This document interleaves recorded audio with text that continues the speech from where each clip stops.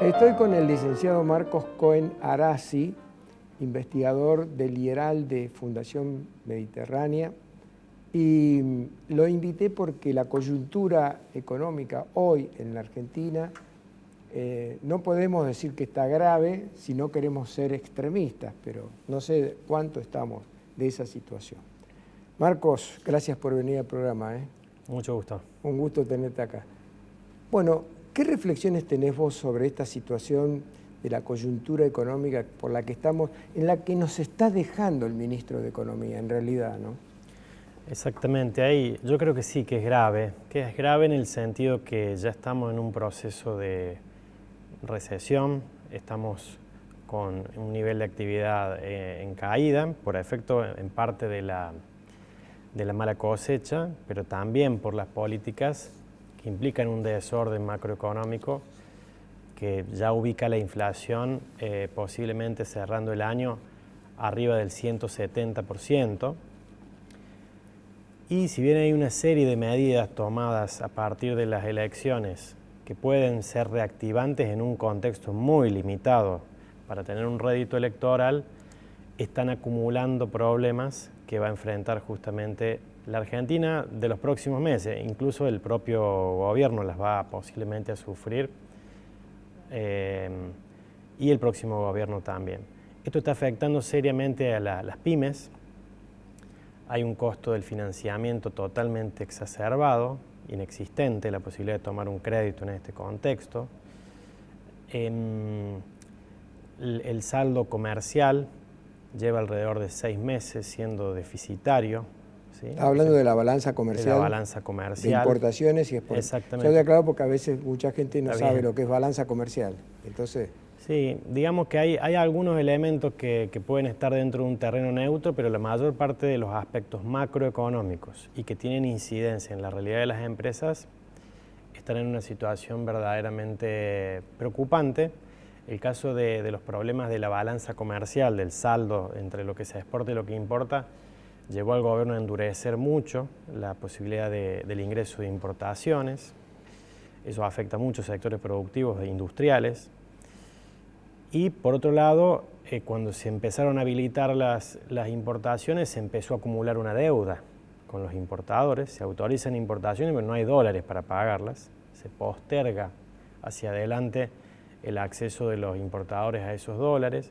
Son diferentes elementos que están agravando seriamente lo que va a ser el punto de arranque de un próximo gobierno, independientemente de cuál sea. Incluso si fuera el propio Massa el que tuviera que tomar las riendas, o retomar las riendas o seguir, tendría serios problemas con lo que el propio Massa está haciendo hoy en materia macroeconómica. Claro.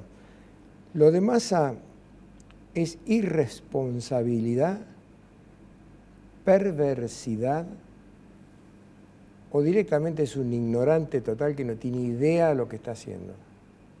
Me quedo con las expresiones de Echevarne recién, de que tenemos que interpretar a los funcionarios no como unos agentes benévolos que vienen a tratar de satisfacer el bien común y el bienestar de la población, sino que tienen sus propios intereses, tienen su propia agenda. En particular, creo que el ministro Massa, el candidato Massa, está jugando una contienda en la cual aspira a ser presidente o a quedar con chance de ser presidente en una futura elección, y está quemando naves, ¿sí? Está haciendo gastos totalmente irresponsables. Hago un paréntesis ahí, creo que en un contexto institucional más normal debería ser ilegal lo que está comprometiendo el presupuesto, los ingresos de un futuro gobierno a menos de 3 meses de dejar el gobierno. Entonces, creo que hay que ubicarlo ahí, es lo que el marco de referencia le está permitiendo hacer y es lo que está tratando de hacer para recuperar la posibilidad de tener una performance electoral que no sea demasiado mala, porque digamos, estar abajo del 30% para el peronismo, contando todas las alternativas de esta línea de peronismo kirchnerista o relacionado, es muy malo como desempeño. Entonces están tratando a toda costa de no no llegar a un nivel tan bajo, incluso apuestan evidentemente a tratar de llegar al balotaje, aunque creo que en un contexto de balotaje Massa tendría muy pocas chances, independientemente de cuál sea la otra opción. Y sí, es sumamente irresponsable, e incluso a su propio costo, porque puede llegar a enfrentar parte de la inestabilidad macro, digamos, en lo que queda de su mandato, hasta el 10 de diciembre, puede sufrir gran parte de los coletazos de la emisión, del financiar monetariamente acciones que son tremendamente expansivas, sin un marco de referencia para la inflación, para el dólar, y afectando seriamente la posibilidad de las empresas de tomar personal, la posibilidad de las personas de que su salario le rinda.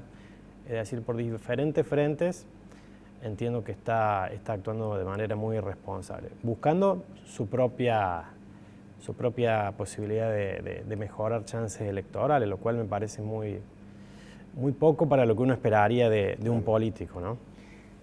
Anoche lo escuchaba a Roberto Kachanowski en un programa y él decía, estamos ya a la puerta de la hiperinflación. Eso por un lado. Por el otro lado, La Nación, hace una semana o 2 semanas como máximo, publicó un artículo de una convención de economistas, una convención internacional que hubo, creo que en Suiza, en el 2007, en el cual se cambiaron las variables de lo que se entiende por hiperinflación y qué no. Y entonces La Nación explicaba que hasta el 2007 los convencionalismos sobre el tema indicaban que se estaba en hiperinflación cuando se llegaba al 500% de inflación anual. Y según esa convención del 2007, se redujo la cifra a 100%. Es decir, que cuando vos pasás el 100%, estás en una hiper.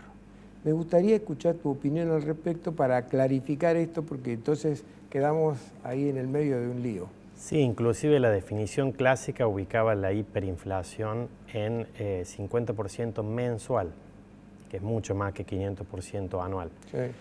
De todas maneras, me parece que al margen de las etiquetas, una inflación superior al 100% es algo que no teníamos hace 30 años. ¿Sí? En 30 años no hemos tenido una situación tan desordenada en materia de precios. O sea que al margen del título, yo diría la situación es tremendamente grave. Lo que me preocuparía más es si puede seguir empeorando, porque lo que venimos viendo es que ha venido empeorando. De estar en torno a un 6-7%,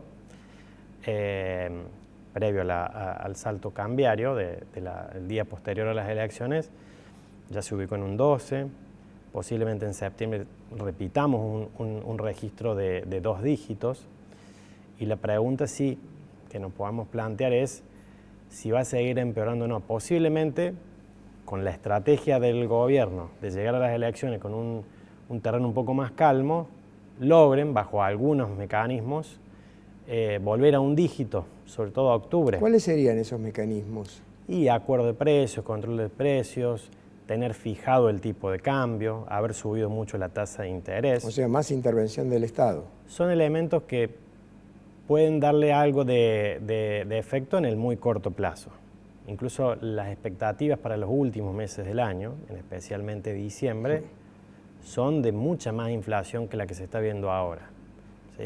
Por supuesto, dependerá qué pase con el resultado electoral, si eso trae calma, si eso trae tranquilidad, si se moderan algunas de las expresiones, tanto en materia de los posibles candidatos o del propio gobierno, qué medidas toma y si sigue tomando medidas que se pueden calificar de irresponsables para la macroeconomía. Última pregunta, Marcos. Si mañana te nombran ministro de Economía y te dicen, toma, acá está la tijera, comienza a recortar el gasto público, ¿por dónde arrancarías? Bueno, aquí lo que hay que resaltar es que hay algunos aspectos del gasto que se han exacerbado, que están, digamos, están marcados ya hace tiempo. Subsidios económicos a la energía, el gas, el transporte, inclusive teniendo en cuenta que las familias posiblemente se beneficiarían mucho de pagar más luz y pagar más gas. ¿Por qué? porque sería una de las formas, un camino para lograr un estado equilibrado. Entonces, pagar un poco más de energía y de gas, en especial que en el interior no hay tantos subsidios, implicaría más subas en la zona del Gran Buenos Aires y Capital Federal. Si eso ayuda a lograr estabilidad macro y no tener inflación, yo creo que el saldo neto para gran parte de la población sería muy favorable. Luego, la reforma del Estado en general, el sobredimensionamiento de la cantidad de ministerios, secretarías, subsecretarías, que llega a cifras astronómicas, porque se ha ido generando un incremento, digamos, sin una explicación en el crecimiento de las funciones que debe cumplir el Estado, sin una explicación en el crecimiento de la población, ¿sí? Realmente desmedido si uno lo ve a 10 años vista. Entonces yo creo que empezando por esos dos lugares y después quizás ameritando algún ajuste en lo que son los programas de gasto, las transferencias a las provincias y otros elementos, creo que hay que ir pensando en que hay que hacer un ajuste fiscal serio, que no sea revertido en el muy corto plazo. Por eso la idea de una motosierra o de un recorte abrupto me parece difícil de sostener si uno piensa en que tiene que ser algo que se sostenga en el tiempo. Tiene que ser un ajuste racional. Muy claro. Gracias, Marcos. Un gusto tenerte acá como siempre. Igualmente.